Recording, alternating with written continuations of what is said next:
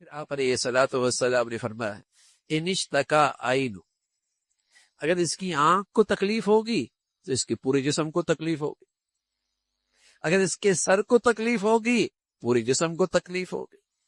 تو جب ایمان ہوگا نا تو مجھے اپنے فلسطین بھائیوں کی تکلیف بھی محسوس ہو، ہاں درد ہوگا، یا دعائیں نکلیں گی اندر سے، اس لیے کہ وہ میرے جسم کا ٹکڑا ہے،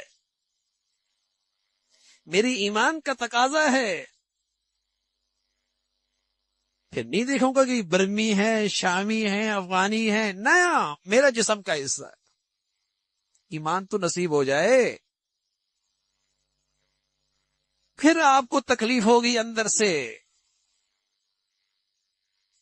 اور جب ایمان ہی نہیں ہے، اور اللہ حفاظت فرمائے جسم کے کسی حصے پہ فالج گر جائے نا، فالج ایک بازو پہ فالج گر جائے تو وہ دوسرے بازو کا درد محسوس نہیں کرتا۔ ایک ٹانگ پہ فالج گر جائے تو وہ جسم کے دوسرے حصے کا درد اس لیے کہ اس میں زندگی نہیں، اس لیے کہ اس میں زندگی نہیں ہے، فالج کی وجہ سے زندگی ختم ہو گئی، وہ درد محسوس نہیں کرتا۔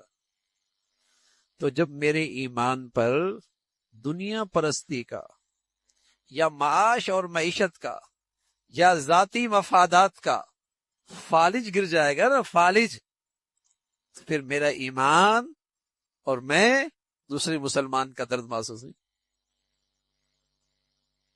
اس پر دنیا پرستی کا فالج گر رہا ہے نا، اس کے ایمان پر ذاتی مفاد، ذاتی اغراض کا فالج گرا ہوا ہے نا، اس لیے دوسرے مسلمان کا درد محسوس نہیں کرتا۔ تو پیارے نبی تو فرمایا کرتے تھے اگر واقعی ایمان ہے نا تو پوری امت مسلمہ اور پوری ملت اسلامیہ اور تمام ایمان والے ایک جسم کی مانند ہیں، ایک جان کی طرح ہیں۔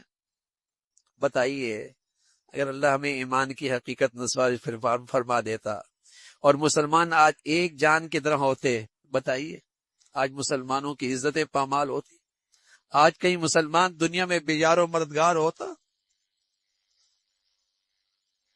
آج دنیا میں کئی مسلمان بھی بے یار و مددگار ہوتا۔ کافر بے یار و مددگار نہیں ہے، ساری دنیا کا کافر ایک کافر کی خاطر کھڑا ہو جاتا ہے۔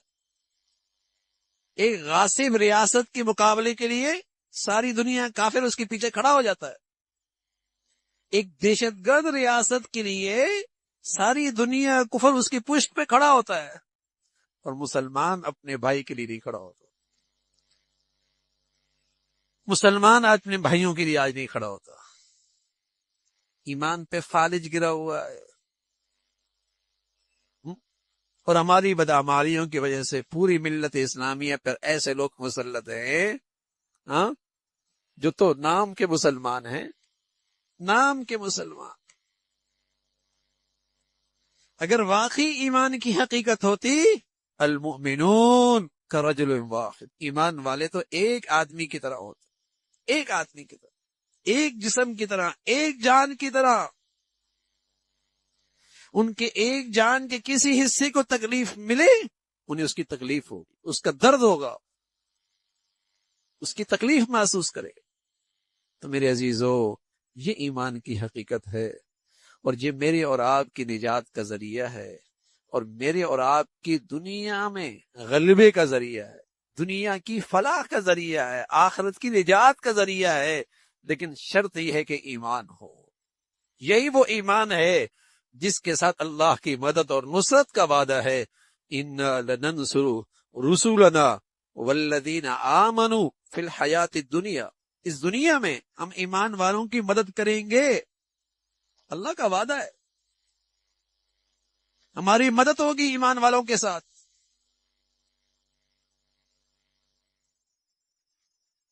اللہ ہمیں یہ ایمان کی حقیقت نصیب فرما دے، اور ایمان والی تقاضے پورا کرنے کے توفیق نصیب فرمائے، اور پوری امت مسلمہ کو اللہ رب العزت یہ ایمانی وحدت، اسلامی وحدت نصیب فرمائے۔